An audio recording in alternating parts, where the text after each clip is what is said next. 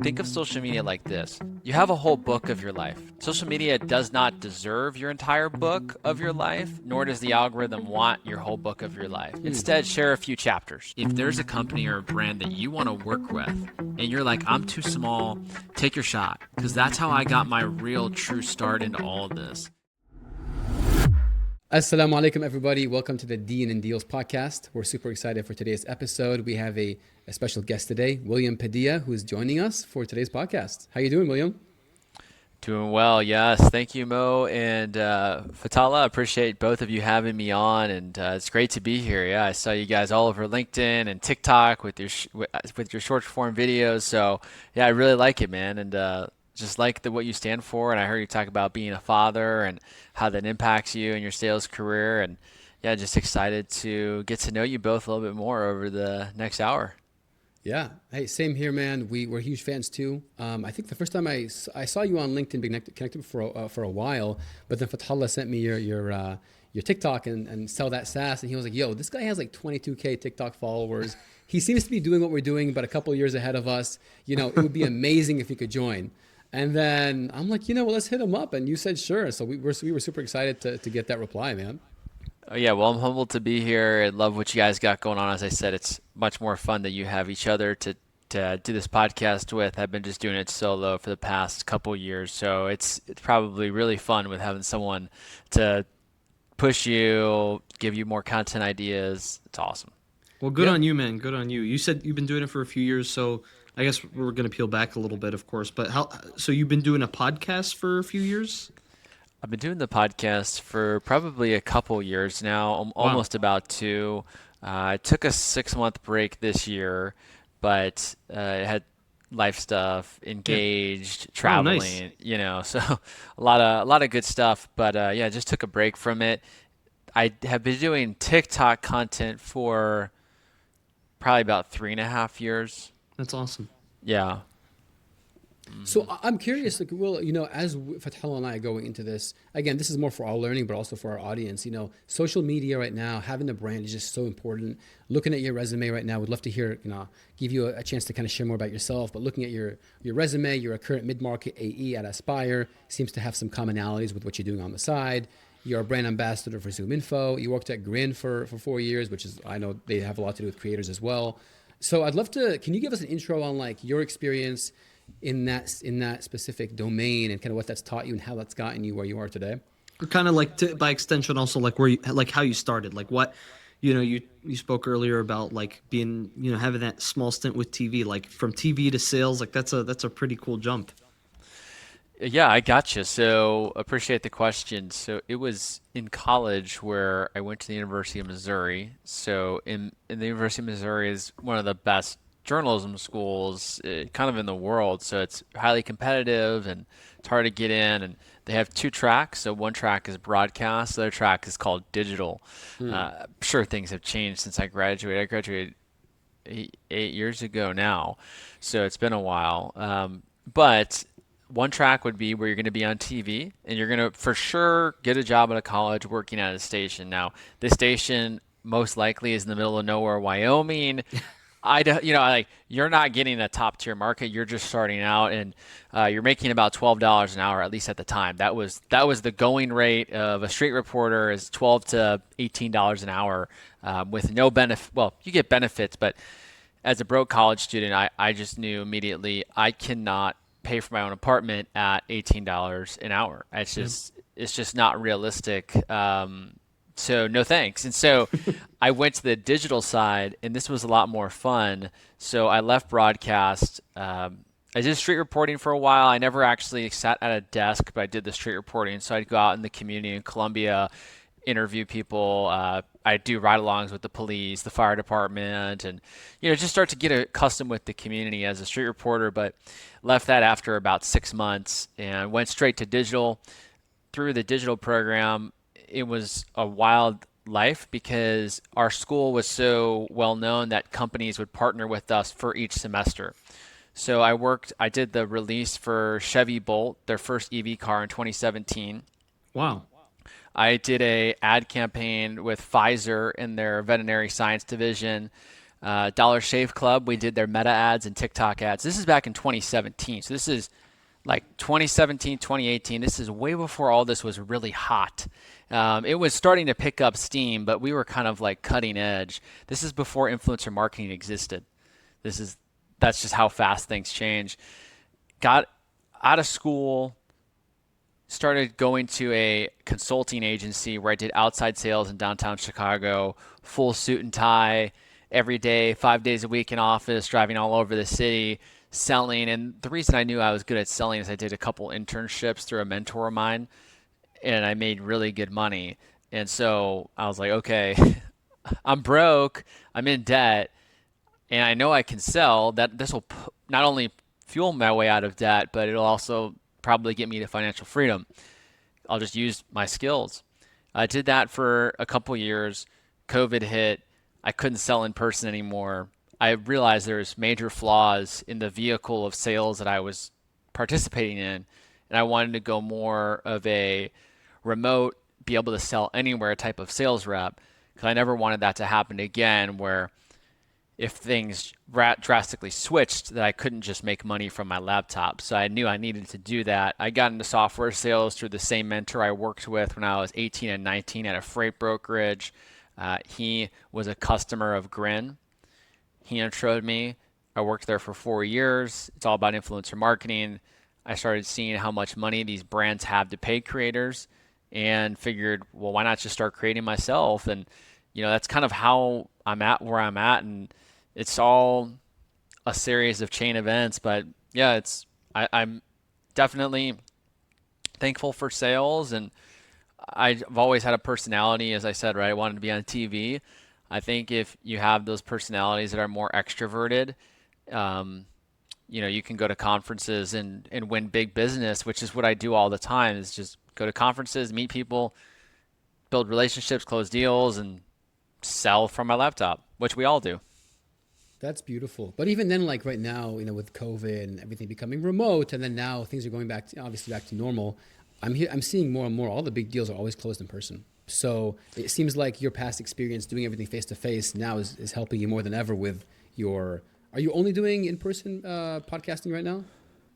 I'm only doing in-person podcasting, but Futhallah, the reason that I'm telling you, like I told Mohammed earlier, is that I love doing podcasts like we're doing now, because a listener can hear the same thing, right? It's like same quality. There's really no difference to them. But the clips that I would get from in person, I just looked at my metrics on TikTok. Yeah. I don't know if you know a guy named like Tom Slocum. I don't know. I know Tom Slocum. Okay. I mean, I know of him at least on LinkedIn. Right. You probably have maybe seen his posts on LinkedIn. For sure. And as well as maybe Morgan Ingram. Maybe you've seen some of his Yeah. stuff. Yeah. So they both live in Phoenix. And so I had them on for a couple of my first episodes, and I chopped them up and I put them on TikTok. And man, they went ultra viral. Tom's video is currently at like 500,000 views, like 500,000 on TikTok. And it's that nice transition from camera angle of me asking a question to camera angle switching to Tom and like getting in person and being very animated. And I saw the algorithm loved when I did those type of sets and I have a video right now I just posted last week, like 20,000 views. And it's the same type of setup. Me asking a question, cut right to the guest. That's the video. And the algorithm loves it. But when I would do my Zoom podcast, the algorithm would push it down. It like didn't want it. And so I just said, okay, somewhat. I say, okay, I'm going to take this and just kind of do in person. So from a listener's perspective, it's the same. You're getting the same product. It's just I'll only do that because of TikTok. And I was telling Mohammed, I'm part of the TikTok creator program. So if you get over 1,000 views, you start getting paid for your content. So I've made, $200-$300 off of one video before. And I'm like, oh, wow, that paid for the studio session. So that's where I go. The math's up in that case. The maths, yeah. Yeah, that's the only reason. That's the only reason I do it in person, because it is a lot of work. It's a lot of time, resources, effort. But the clips alone on TikTok for me make it worth it. That's amazing, man.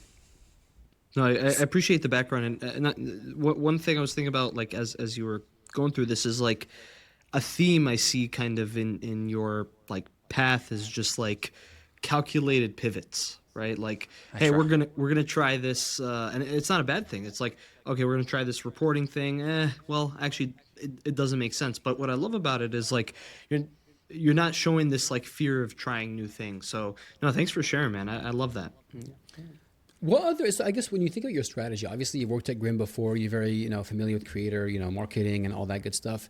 How do you go about for someone like me and Futhallah who are relatively new to this, but we are getting a lot of good traction. People are messaging us saying, "I love your content. It's resonating well." We know we have a target audience, and we're still working on refining our IC too, right? We know faith-based, health, business. We're both account executives, similar to you. There's just a lot you could cover. How do you go about finding that niche that you have, and how did you find Sell That SaaS, and how did you go down this path knowing it was the right one that's going to work for you? Was it intentional? Did you learn as you go with how just things came across?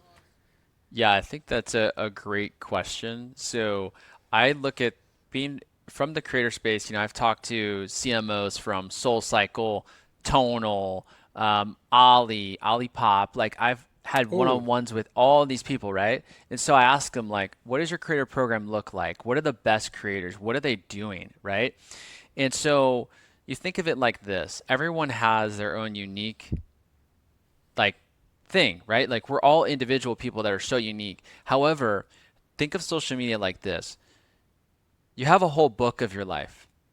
Social media does not deserve your entire book of your life, nor does the algorithm want your whole book of your life. Instead, share a few chapters.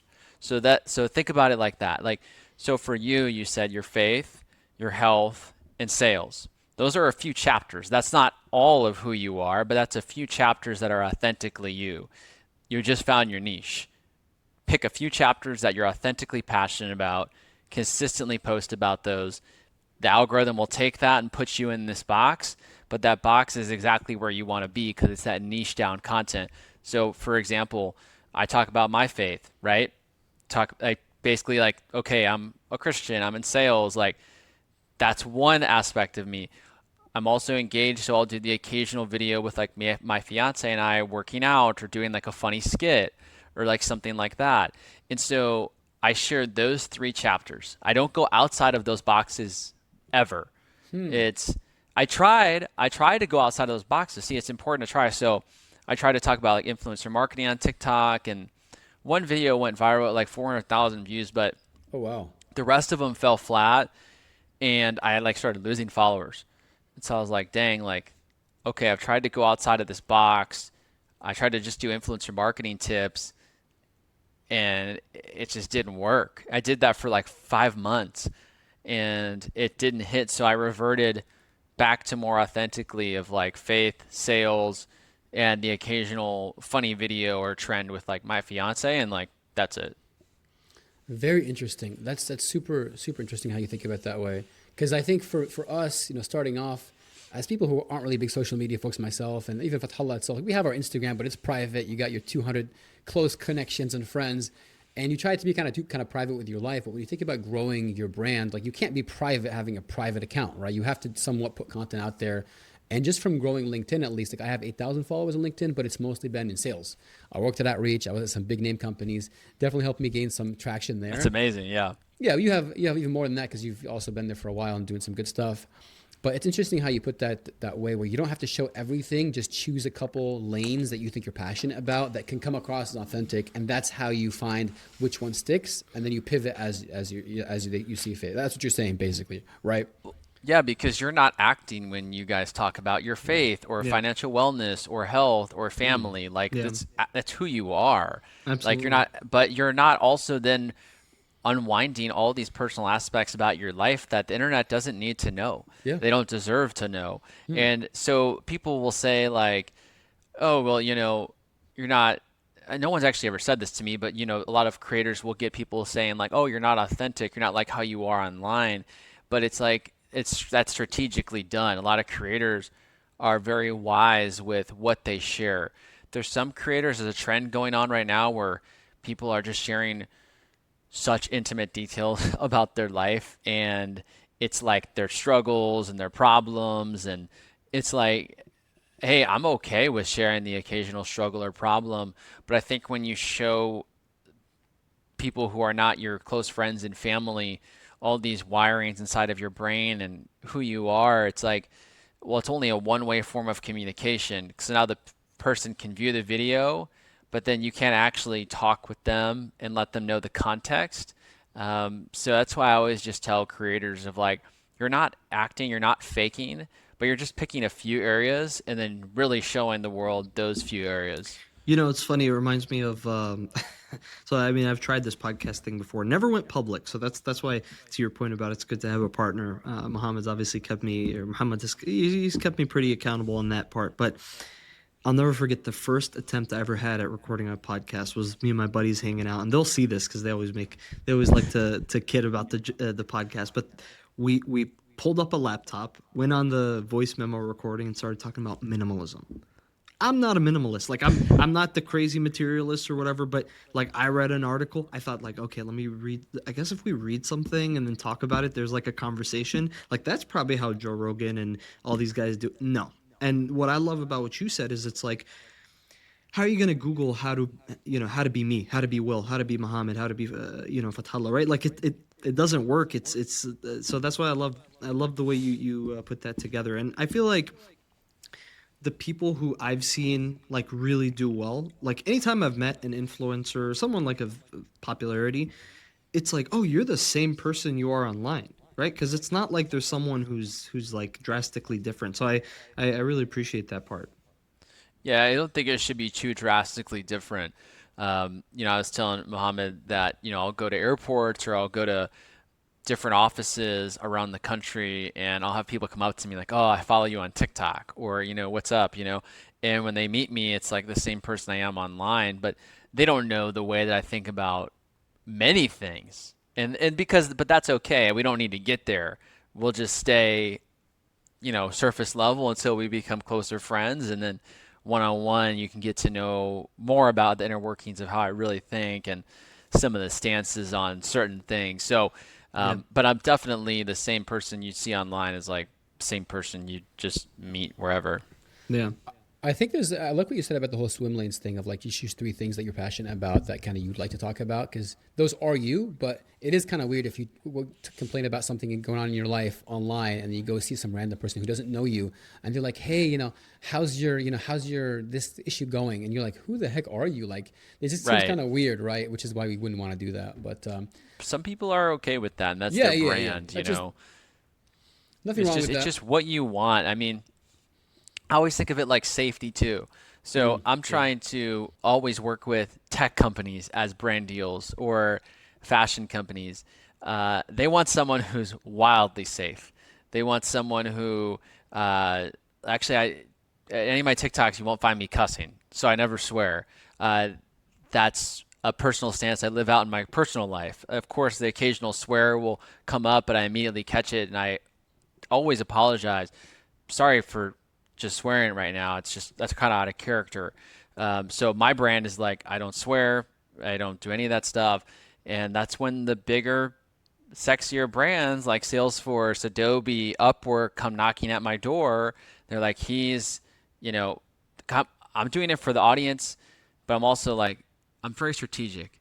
I'm like I could let the whole curtain down and just go crazy with views, but I'm like no, I want good brand deals.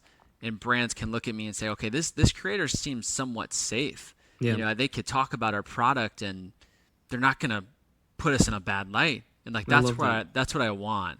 Yeah.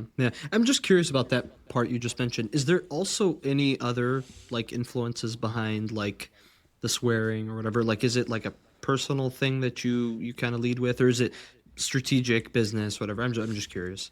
Oh, it's Christian as a Christian, okay. It's okay. Not. It's biblical not to swear, right? I mean, profanity says what comes out, or there's so many verses about like, oh, you're blessing with the tongue and then you're cursing like 10 seconds later, right? And it talks about how what comes out of your mouth flows from the heart. So personally, for me, the way that I interpret Scripture as a Christian, it should not be commonplace to swear in general. Of course. Obviously, we're all going to mess up all the times. I just admitted that the occasional one will come out, but I'll catch it. Yeah. But yeah, if there's if there's Christians out there that are constantly swearing, I mean, I would challenge them to open up scripture. I don't know, in the Muslim faith, is swearing like also not a thing? Yeah, like as we're not supposed to do it. Yeah, Right, exactly. not supposed to do it. Yeah. You know, Okay. it's funny. It's funny because it's like one thing I'll never forget this. Obviously grew up on that same thing where it's like we're not supposed to swear. It's there's traditions in our religion, in the Quran. There's the thing, sayings of Muhammad, peace and blessings be upon him, where it's just prohibiting swearing. But I remember when I got into sales, there was a thing of like, okay, a lot of people swear, right? So I'll never forget. I was in a like small little huddle room with another Muslim seller, and I'm like telling him I said something, and I got a message about a deal that wasn't positive. I'm like, I said a word, I reacted, and he's like, bro, don't make that a habit. I'm like, I love that because he checked me. But the second thing is like, he's like, dude, like, don't let the job change who you are. And that kind of gets back to what your point about being your authentic you is like, sometimes if you create this character that's not you, you might actually become it. So that's where you gotta be careful. So no, I wanted to dig deeper on that just because I wanted to, I love that there's like a business angle and a faith angle to that. And that's amazing, man. Dude, thank you, bro. I mean, Mohammed and I were talking about faith earlier and just, some aspects of that. And the thing is if someone wants to come on my podcast and, let it rip and swear every other word, I'm okay with that. Like, because they may not be a person of faith. They may not have the same convictions of me, but I invited them there because I value what they have to say. And I'm not going to let it influence me, and I'm not going to have them feel any bit of judgment or uncomfortableness. I'd rather just them show up as they are, especially if they're like, yeah, this is, I'm not a person of faith. This is who I am. I'm like, hey, brother, there's a lot, drop the occasional F-bomb. Like, I'm okay with it. Like, you're not me. I can control myself, but I can't control you. And I just want us to have a fun conversation. So I make sure everyone feels, because you look at some of the podcasts, there are some guests I've had that went off the rails, but they're very passionate and it just comes out. So I'm like, by all means. Yeah, totally agree with that. And, you're bringing them to your podcast for their knowledge and experience. And, they may not be in sales specifically or something else, but they're adding value to your audience. So I totally see where you're coming with that. I got a question for you. I'd love to kind of ask about your strategy, right? So as someone that's trying to learn from successful people like you in this branding world, for us, we're a newer podcast. We've spoken to other brands to start that conversation. I'd love to understand, number one, what is your strategy for like top of funnel, getting awareness? I know TikTok is big for you because you've seen success, so you're sticking with that. I know you're on LinkedIn. Are you on any other platforms, or is it just mainly LinkedIn and TikTok? Yeah, I mean, I appreciate the compliment. I think I'm also right there with you, trying to figure some stuff out in the We all podcast are, right? world. It's like definitely, there's like a stat that like 90% of, or something like 98% of podcasts never make it past their 10th episode. So it's like, once you get past there, That's our quota, Will. Our quota, we have two quotas. We're like, we got to make it past 10 episodes, and then after 10, we got to make it past 20. Because it's like, we saw that stat too. It's a scary stat. And I just want to say real quick, you are our 10th episode. So you got us to our quota. Yeah. Let's go. Congratulations. No, Thank you, brother. that was the stat that I found out when I was first starting, was on Google and ChatGPT. I said, oh, wow, okay. Why is that? Well, it takes consistency. You have to have new guests on. It's not easy to run a podcast. So, yeah, congrats to you guys, and excited to see you guys at 100, hopefully soon. So, yeah, that I would say, like, as far as my strategy goes for top of funnel, I really tried to do Instagram, but here's the problem with Instagram is it's like Instagram's algorithm is different than TikTok, and I'm fully raising my hand saying that I do not understand Instagram the same way I would a LinkedIn or a TikTok. I don't fully understand it. Instagram will push it to your followers, and then if it goes viral, if your followers like it, then it'll push it to others. Whereas TikTok, YouTube, LinkedIn traditionally will push it to new networks based on one like. So like if Mohammed likes my post, then anyone in Mohammed's network sees my post.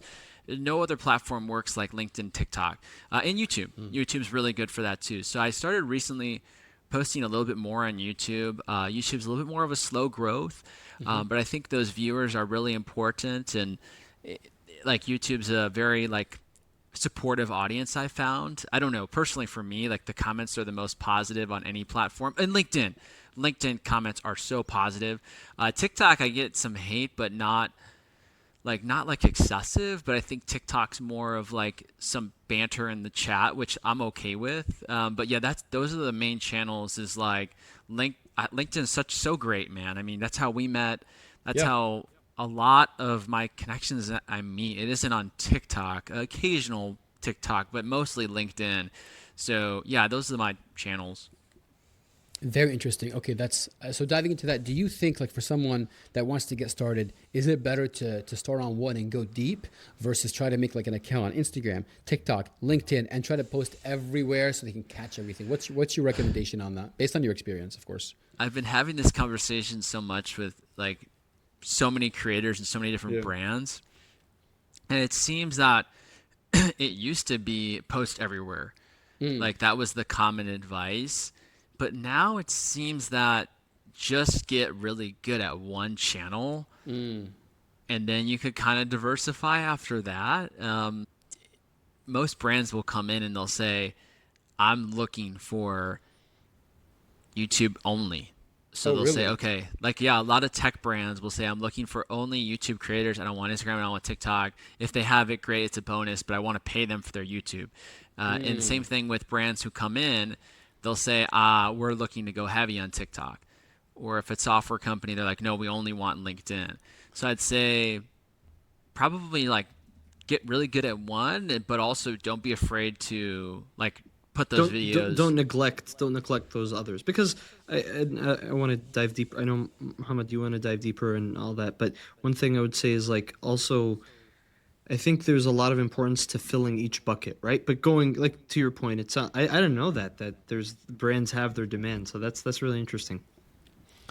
I have a really big client, one of the top website builders in the world, and they're paying YouTubers, $5,000 to $25,000 per video just for one mention of like a 30-second spot of, can you just mention our web building tool? Oh wow! That's it. Okay, so let me dive into that too, because obviously you have a lot more experience than we do in this realm. When do you start to monetize? If you have a podcast, you start to put content out there on TikTok and on LinkedIn. How do you know when it's the right time? When will brands start talking to you? Is it a certain follower count? Is it a certain topic you post about? I'd love to kind of learn more from you about that. So the question is in the answer. So if more creators ask the question of how can I create better content, opposed to how can I get more brand deals, they actually would get more brand deals. And what kind of content is the one that's considered better content? That's the thing. It's authentic to you. So the more authentic content that you push out, the more brands are going to look at you and say, all right, I want this. Now, let me also say, if there's a company or a brand that you want to work with and you're like, I'm too small, take your shot. Because that's how I got my real true start into all of this. There is a company called Cuts Clothing. It's like a small menswear brand. Yeah. I'm familiar. I used to be a little bit more cut, so I would be interested in their stuff. He saw me this weekend. It's not the same. Bro, I'm with you. I trust me, man. I'm on the winter bulk right now. I need to start getting things dialed in. I have a wedding in 2.5 months. I'm like, oh dear Lord. So no, you got this, bro. Just talk to me after the wedding. That's where I crashed.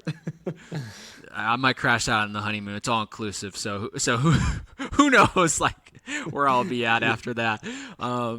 So yeah, honestly, on the part when it comes to just like shoot. I'm sorry, I messed up. Cuts closed. My bad. Yeah. Cuts Clothing. Yeah. No, that's honestly all fair. So Cuts Clothing, I wanted to work with them. I love their clothes, and so I basically applied. They had a website, and they said, hey, if you want to work with us as an influencer, apply here. Somehow, I only had like 1,500 followers on TikTok, so like not much at all. And they said yes. They said, we'll give you a free T-shirt, and if you do a good post, we'll give you more. But that's all I got. So I was like, wow, I got a free T-shirt from a brand. Like, this is like 3 years ago. So I said, it's a good start. Amazing. I was like, let's go. And so I made a post, and I had one person use my link. I don't know who, maybe my brother, I don't know, someone.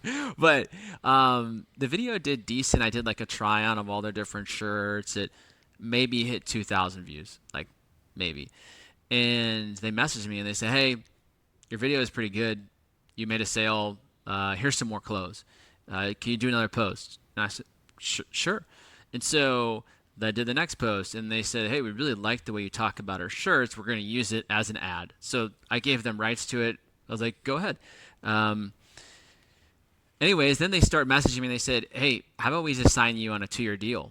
Like, you just every month we'll ship you $1,000 of clothes. Oh my God.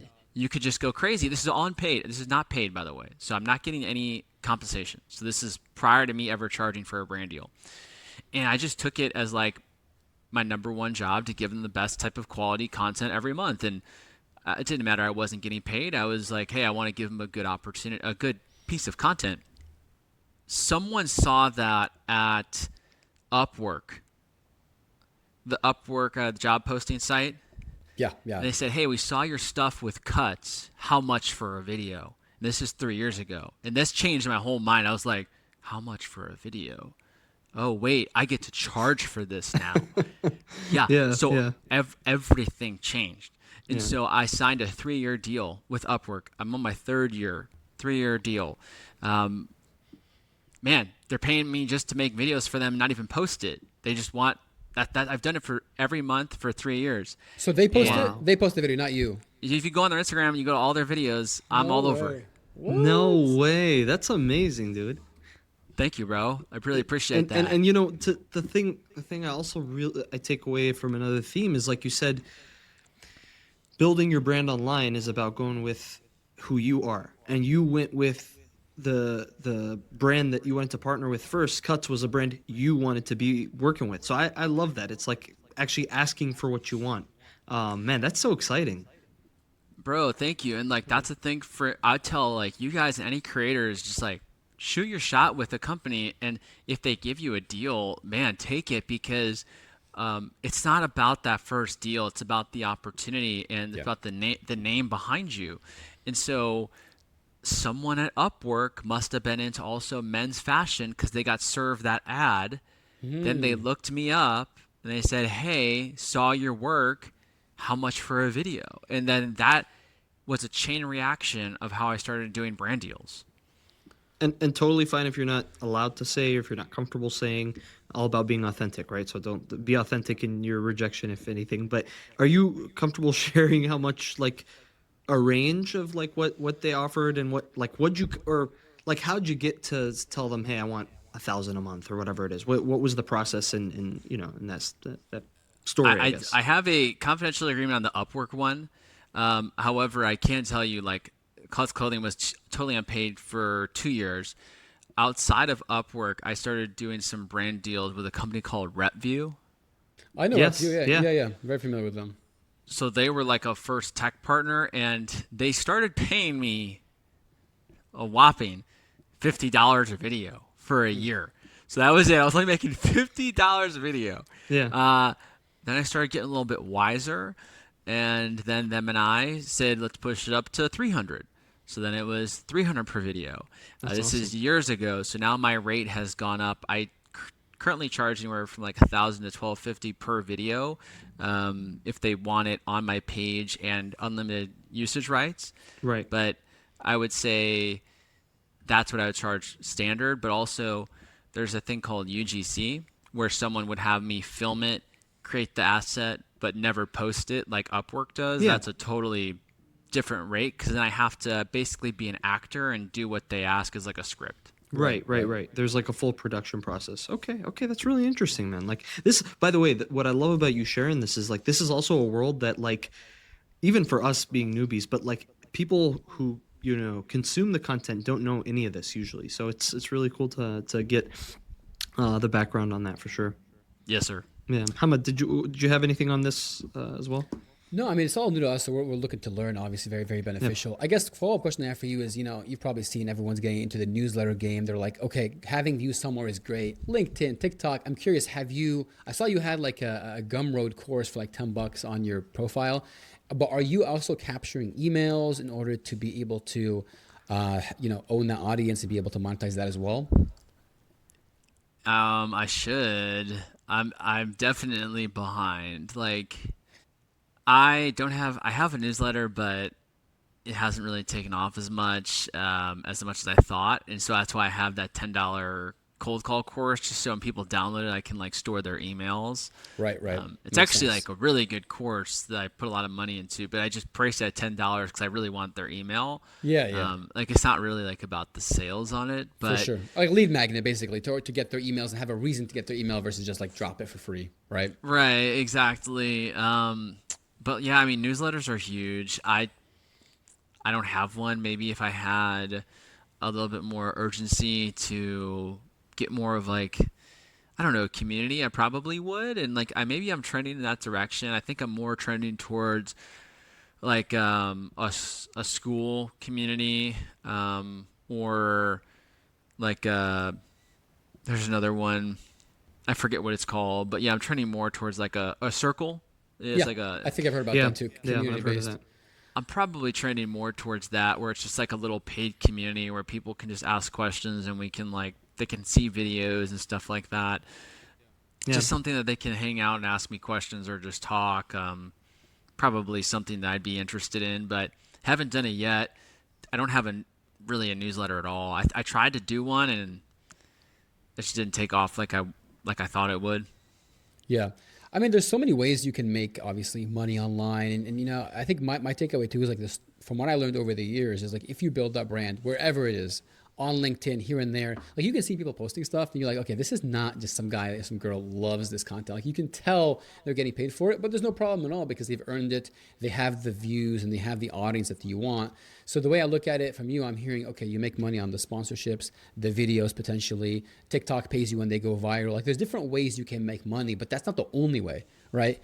Because you see people that are making money off the newsletter and they're selling a course, they're doing referrals, they're doing affiliates. Like there's just so much to do. What I'm hearing from you is like there's just it is almost like a limited way that you can get there, and everyone has a different path, right? Everyone has a different path.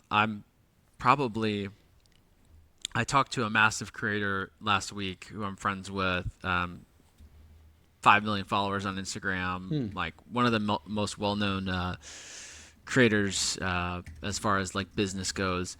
And we were talking, and I was like, I'm admittedly probably one of the most classic worst case examples of a creator where I'm just relying only on brand deals. And, you want a better way to monetize than brand deals. However, the thing is that I love doing brand deals because I feel like I get to act because it's bringing out that side of me that always wanted to be on TV, where I get to shoot commercials. I go in studio, they give me a script, I shoot it high quality, I send it to them. They're like, this was sick. They run it as an ad. I get the next one. So I also have a software sales salary with commission. So it's not like, Right. but I also think I would do brand deals full time if there ever was like, if I couldn't, if for some reason, I was just like out of a software sales job. I don't know why that would ever happen, but I'm just saying like that would be something that I would do. I genuinely enjoy shooting commercials for brands. Like it's a passion of mine, but I wouldn't say a lot of people really enjoy that at all. So it's just that's why people build courses or newsletters, like whatever brings you peace and you feel like as your authentic self, like that's what you should do. Yeah, yeah. No, I think one other thing I'd kind of be curious in understanding is like it sounds like you have also a lot of relationships in this kind of network of creators and influencers. Has that also been kind of like you see someone or you see content you like and you're reaching out? Is it that like what's that creator collaboration look like, especially kind of in your role too? Like, is it part of your role to also reach out, do cold calling to those folks, or what's it like? Well, I think the benefit is that I get to kind of double dip sometimes because I'll sign up clients to our influencer software and they'll be like, "Oh, hey, you create content," and I'll be like, "Yeah, like you want to do a commercial," and so they'll just like dish me a deal, and so it's like it's a little different. Yeah, Yeah. it's a win-win. Obviously, it's a win-win with your audience. It's like if you're selling, sales software to a company, and then like, oh, they actually hire sales reps, and like, oh, I love your sales process. Come work for me. You wouldn't get that if you're selling to like an engineering leader. It's like, well, I'm not an engineer. Right. Yeah. Exactly. Yeah, for sure, for sure. I think Mohammed, you might have wanted to ask something, but I think one thing I'm also curious in understanding from you, Will, is like we're now that you've kind of reset, you're doing the in-person stuff, like what's next for you in this path? Like what are you trying to build out? Because I know, I think something Mohammed and I talk about is like I actually really enjoy being a sales rep, but this content stuff is also really fun too. Like it's not like, oh, I want to go viral, I want to be famous. It's like I think I have some value to share with the world. At the same time, I enjoy selling software. What is that for you? So I think that's why I always say like I'm not afraid to try things. So I tried to do the influencer marketing only. I tried to do like a course through my like to learn about influencer marketing, and I did it for like 6 months, and it did not take off. I had no brand deals coming in. It was really like a tough 6 months of like what's going on, and I was trying to run away from who I was as like a salesperson, who I was as like my sales content, and I did it for like 6 months, and I finally was like through like a lot of prayer and just like self-reflection of like writing down like, why do I feel confused now about my content? It takes you, it also cost me like, I created like a business and had like a website, and probably spent like $7,000. So it was an expensive lesson to learn. Like I lost like 7 to 10 grand this past 6 months on trying to start that business that I had. I had actually a lot of like paying clients, which was really exciting. But then when it turns out, when I get in there, I actually hate it. Yeah. Yeah. I do not like running a service-based business where I'm having to be like an agency for a brand. Like that's kind of what I was doing. I was like going in there and like checking their reports of their influencer programs and like helping them finding new influencers. And well, I was getting texts all day from the clients. Where's this? Where's that? Where's this? Why can't we have this influencer post? Why? It's like, whoa. I thought I wanted this, but it's actually not something I want at all. And so I had to go through that 6 months, $10,000 down pretty much. Not ideal, but it taught me like what I want for the next 5-10 years. And it's like, I can sell software like nobody's business. Like I really like selling software, and I'm good at it, as we all are. And there's great earnings in it. And I also love doing commercials on the side. I like being able to create. This is why I love sales, and this is why I love commercials.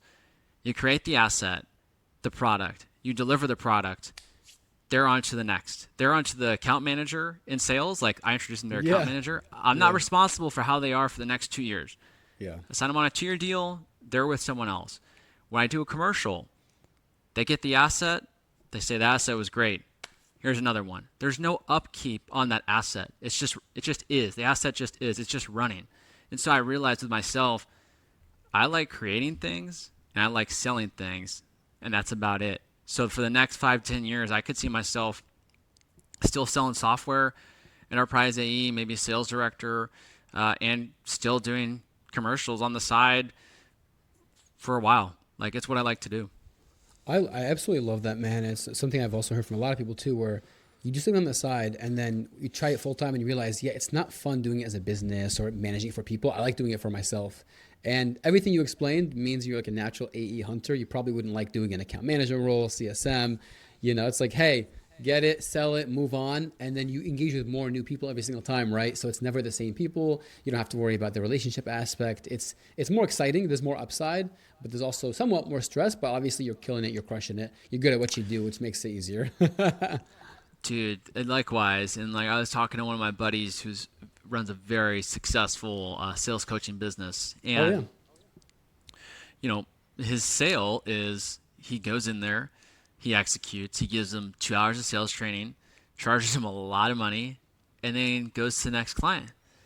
He's not being an external AE manager and babysitting them for the next 3 months. He's like, that would be torture. He said they could pay me $5 million per contract, still wouldn't do it because the amount of headaches and messaging and the inability to show up and execute and then move on to the next.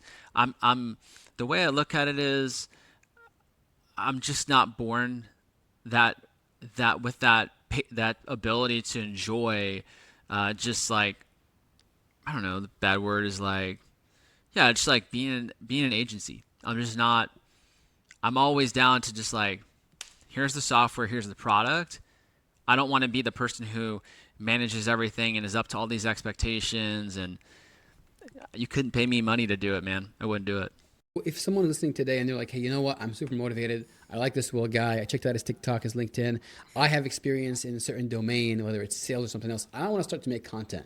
What's the first step they should take? What would you do differently if it was you in that journey and you know what you know today?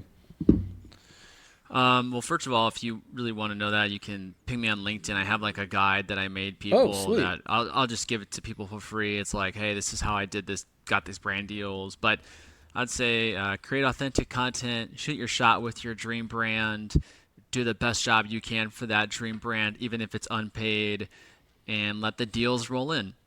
That's it. Just don't be so worried about how much money you can make up front. Just figure out, is this a good opportunity?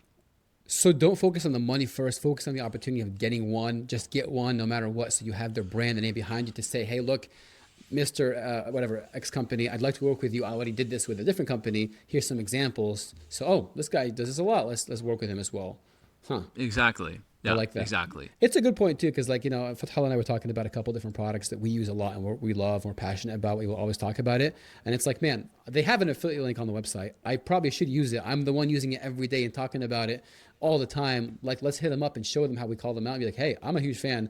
Let me officially give you guys a sponsorship spot in this podcast, for example, or on the newsletter or on here. And why not? Worst they can say is no, right? Mm-hmm. That's right. Do you have a funny story for us? Like something that happened to you in this whole world of like content creation, or maybe, I don't know, a funny thing with a sponsor or story, anything that you think is top of mind? Or a crazy fan. I don't know. Or a crazy fan that you were like, stay away. What you got. I've had crazy fans, not even lying. So that's a whole nother subject. No need to go down that route, but don't share everything, right? Right, exactly. Yeah, there's some crazy stuff, but I would say from a brand's perspective, there's been a lot of partnerships. There's been a few partnerships that I probably should have never done that are just like not me. You know, it's just, yeah. So there's a few partnerships like that where I'm like, man, why'd I do that? But I realized I live and I learn. I said, okay, I won't do that again. You know, I don't make the same mistake twice. Otherwise, I'm deliberately trying to screw things up. But a funny story from a brand. Not to put you on the spot, by the way. If you don't have one right now, it's no. Yeah, I don't know if I've got like a funny story from a brand. More so, just like really good experiences, and then really like not so good experiences with some brands. So yeah.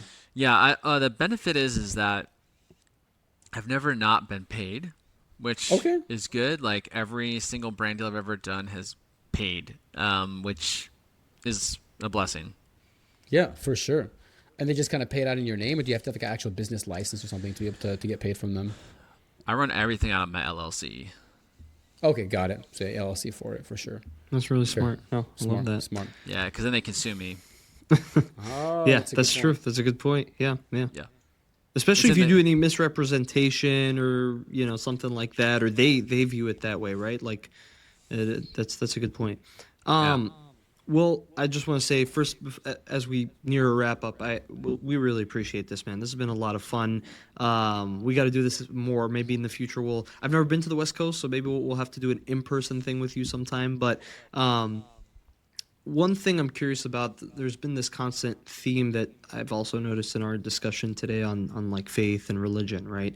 And you talked about at one point really seeking God's help and guidance and all that. How important, especially in today's world where like, people are kind of like all over the place, people are going through various things, like how important has faith been for grounding you? And obviously a podcast that we're trying to do here on tying religion and our passion into one thing, that's if to whatever level you're comfortable with, we'd love to hear more on that. Yeah, I mean, it's everything. I mean, because if for me as a Christian, if I don't have the Bible, right, then I can just kind of make up what I feel is best in those situations, or it's what I deem necessary, or I make the rules on what's good and what's bad, right? But the reality is that when you have a faith, and speaking personally for myself, I know you guys are Muslims, so you have your Quran to go off of. For me as a Christian, the Bible is literally a manuscript for life. I mean, there's things that I should not do, and there's things that I should do. And there's promises that God makes based on certain things that I can ask him for, or it's everything and anything. And it gives you a purpose and a guiding post. And I believe it's in Matthew, or the book Isaiah 5:20 is it says, "Woe to those who call sweet bitter and bittersweet, and woe to those who call evil good and good evil." And I feel like when you don't have a faith, you are counter to the world. Or excuse me, when you have a faith, you are counter to the world. So everything that society says, the world says, you do the opposite. Mohammed and I were talking about that in terms of marriage, Yeah. right? The way that we date as Muslims and Christians are vastly different than people who don't have faith. Vastly. In the way that we conduct marriage and the roles and everything's different. And to me, it's like I need that because I believe that God is God, and I don't want to set the terms on my life. I want him to set the terms. So to me, it's everything. That's a great answer. And I think what you just said today, like having higher power, something like somebody that guides you, right? Where it's like, what is the ideal thing? What is good? Well, every 20, 30 years, there's a whole different perception on how this should work, right? People change, fads come, fads go. And what was not okay today is going to be okay in 10 years, right? And what was okay today is not going to be okay in 10 years. So it's like, it's just a matter of opinion at that point. So I'm with you on that. And I love that convo we had about like marriage in general. And like, as people who follow the religion, like getting married, for example, earlier, it makes more sense if you really want to follow your religion. It's a lot easier if you get married younger, because then you're easier able to abide by things versus later. Common society, at least in the US and America, is like, hey, 30 is early. You go overseas and stuff like that, like 20, 21, 22 is very normal because they're abiding by the religion more. And so for them, it's like, it's not weird, if that makes sense. Yeah, it's just you're just commonplace, right? In the Bible, Genesis 2:18, it's not good for a man to be alone, right? But society would say, no, get your bag, do this, be single, live the fast life. Right. And if society doesn't have a faith and they don't ever open up, in my case, right, if you don't ever open up, Genesis 2:18, God says it's not good for a man to be alone. Well, you might think to yourself, maybe it is a good thing for me to be single, as condo in Miami, 40 years old, and like, Right. you might actually think that that's what you're supposed to be doing. And Right, so I'm right, not 100%. coming after I'm not coming after them. I'm not saying that they're doing anything other than what they think is actually right. But it's like, that's why I say it's important to have that faith and say, okay, society tells me one thing, I'm going to do the other. Yeah. No, what I love about that too is like we have this concept in our faith on like it's called rizq in Arabic. The word's rizq, which is sustenance, right, or your wealth, or however you want to say it. So we have many elements in the Quran and just prophetic narration where it's like you have a wrong view if you're like, I don't want to have kids because it's the economy, right? It's like, well, no, God created the economy, and God also created their sustenance. Like you getting that deal or saving up for the next 5 years to pay off your house, or that's fine. That's you. But your children, the people you support, they have their sustenance already mapped out before you were even born. I mean, that's the perspective we carry. So I love that's also the way you view it too, because that's important, especially in these days. You know what I mean? And you're married as well, Futhallah? I am. I got married. I saw that. Yeah, I got married. December 9th. I got married a year and 8 days ago. Congratulations, Thank man. you, brother. Yeah, congratulations Thank on a you. year. Highly of marriage. recommend, by the way. It was definitely a good path. I was 25 when I got married too. I had just turned 25, so I just turned 26, and I just feel like it's faith and marriage. They provide such guiding. They're guiding actions, right? Like you have your career, you graduate, you start working. That's a guiding kind of path, right? Your faith is always kind of the overarching thing. But then that marriage avenue even like kind of guides you in other or narrows down the path too. So I feel like, again, highly recommend and really, really happy for you, man. Best of luck in that. No, yeah, I like you guys a lot, man. Yeah, it's good to chat about some real stuff, and it's different, right? So these are the areas that I do share. I'm just like, hey, like this is the way I think this is, but it's not. But then again, like all three of us, it's not the way that like we just made up these things. Like we're going off of our faith, and that's the part that I think is most important is having a faith to fall back on and guide you. And you know what's funny too? Like I used to think growing up in my first couple of years in corporate that like if you bring up your faith, people will look down on you. But I only found the opposite, where people respected you more. Like for us, we fast 1 month during the year. It's coming up here in a couple months. And whenever I told my team like, hey, yeah, we don't eat from like 4 a.m. to like 7 p.m. No water, no food. And then my manager was like, oh my God, like you're doing better in Ramadan while you're fasting than when you're not. Like I'm just amazed by it. And then understanding like I don't do this because I don't drink, I'm Muslim, I can't, these are the restrictions I have, and it's me, I'm following my faith. It's not me against you. I don't want to eat your food or shake your hand. It's just like there are certain things that we abide by as Muslims. I'll respect the way you want to abide by your thing, you respect mine, and it makes a whole different level of respect and appreciation for other people, which is what I found when I started sharing more about it. So that was the premise behind us doing Deen Deals podcast. It's not just for sales, it's everything together. I love it, man. No, you guys are awesome. You're talking about real stuff, and I think that you'll create, if you haven't already, this really authentic community of people who are maybe just like you, and they have a Muslim faith and they're in sales, and they look at you guys are people who are actually being out here and talking about it. Could see a really engaged community. That's the goal, my friend. That is the goal for sure. As we look to wrap up here, I'd love to give you a chance to kind of plug, anything from your perspective, any of your courses, content, just again, to remind the audience where to follow you and so they can engage with you if they want to consume your content. Absolutely. Thank you, Mohammed. Thank you again, Futhallah, for having me on. Yeah, it's super simple. Just find me on LinkedIn, William Padilla, message me there. We'll chat. Maybe we can meet up in person too. So yeah, I appreciate you guys having me on. It's been a pleasure. Brother, thanks for joining. We love that you were able to make it out, especially with the time zones being so different. We love that we're able to kind of align there. Yeah, it's all good, my man. Thanks for the flexibility. Hopefully next time we do it, we can do it in like an in-person podcast in Arizona or North Carolina or in Virginia. So let us know when you're on our end of the world as well, okay? I will. Thank you, guys. All right, brother. Have a great rest of your day, and thanks for the audience for tuning in. Until next time, stay true to your deen, and we'll see you on the next one. All right, take care.